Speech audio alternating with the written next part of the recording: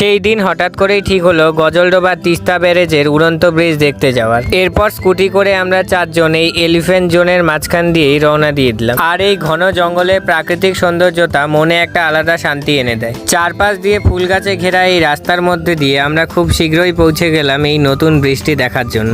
যদিও আর্ট একাডেমির এই দুই স্যারকে নিয়ে আসা হয়েছিল ওদেরকে ঘুরতে নিয়ে আসার জন্য, এই ফাঁকে আমারও ঘোরা হয়ে গেল।